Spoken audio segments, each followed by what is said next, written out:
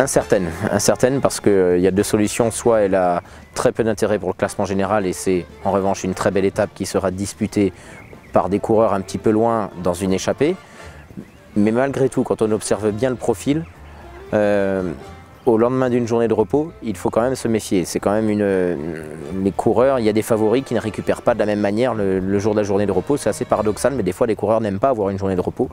Et donc c'est une étape incertaine et je suis dans l'incapacité de vous dire au moment où on parle si ça sera une bagarre avec des coureurs pour le classement général ou si ça sera une échappée qui va se dessiner ou de toute façon l'étape sera belle. Du fait du parcours, ça sera une étape très prisée.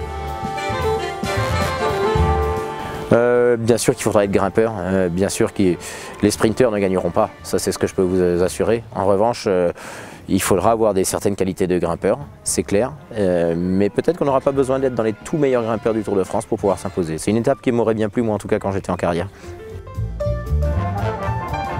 Celle du contre-la-montre du Tour de France 2011 où je jouais le podium a été primordiale. On arrivait, on faisait un circuit de 42 km autour de Grenoble et il y avait une descente pour nous ramener vers l'arrivée qui n'était pas évident à négocier du fait du matériel de contre-la-montre et tout. Donc oui, je me souviens très bien de cette descente et je m'étais peut-être fait quelques frayeurs d'ailleurs.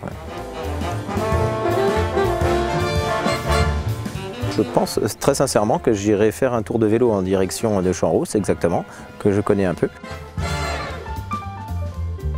Quand on est coureur cycliste, en fait, on a tellement de courses. Moi, j'ai parcouru 500 000 km au cours de ma carrière professionnelle. Donc c'est vrai qu'en Isère, j'ai énormément de souvenirs.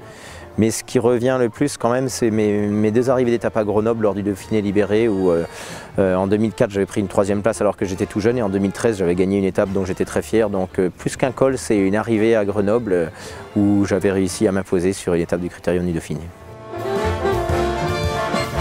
Je suis pour à 100%. Pourquoi? Parce que le VAE permet à des personnes qui ne sont pas pratiquantes de se mettre au vélo, ou alors des personnes qui n'ont plus forcément le niveau du fait d'une maladie ou de l'âge, de faire du vélo traditionnel, de pouvoir continuer à en faire. Quand j'étais coureur, j'aurais dit aucun des trois. Maintenant que je ne suis plus coureur, je dirais les trois. Mais c'est vrai que le gratin dauphinois, quand même, j'ai un petit faible pour accompagner les bonnes viandes, c'est pas mal du tout.